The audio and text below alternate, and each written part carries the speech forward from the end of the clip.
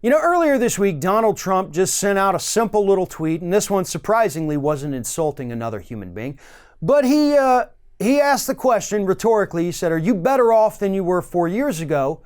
And then he answered it himself and said something to the effect of course you are. Everyone is doing better today. He said, everyone is doing better today than they were 4 years ago. Everyone. Well, that came as a shock to most people in this country.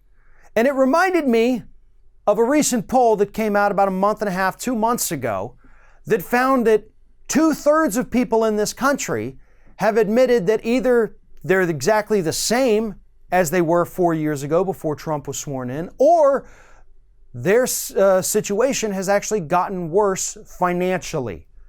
So 2/3 of this country look at Trump's tweet saying that everyone's better, and they say, I'm not. I'm the same as I was, or I'm the worse off than I was 4 years ago.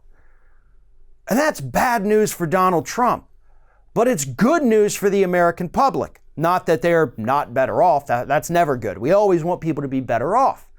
But it shows that all of these claims coming from Republicans about how good the economy is doing are not resonating with the voters.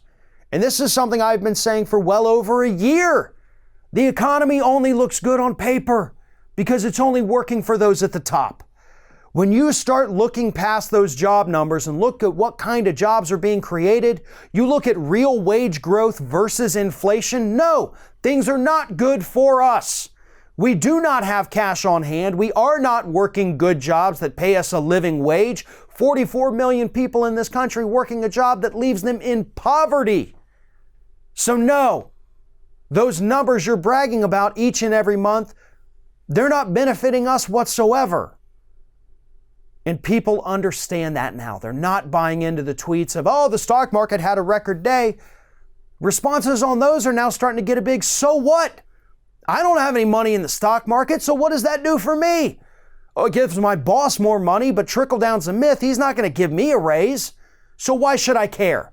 Why should I care that rich people are making more money? Why should I care? And they don't. And that's going to be bad news for Donald Trump come November. Because the only good thing about this administration so far is that the economy has not come crashing down. But economists are still warning us that it could likely happen this year, and if it does, Trump is toast.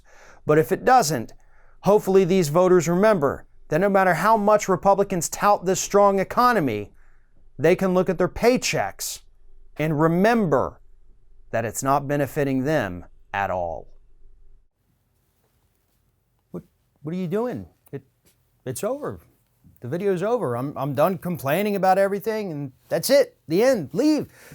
Well, okay, if you're going to stick around, maybe you should give us a like, a comment, a share, or just subscribe to stay connected with all of our content. Or maybe you should consider becoming a member for some exclusive content and perks. Just follow the link in the description. Now, go. Just go.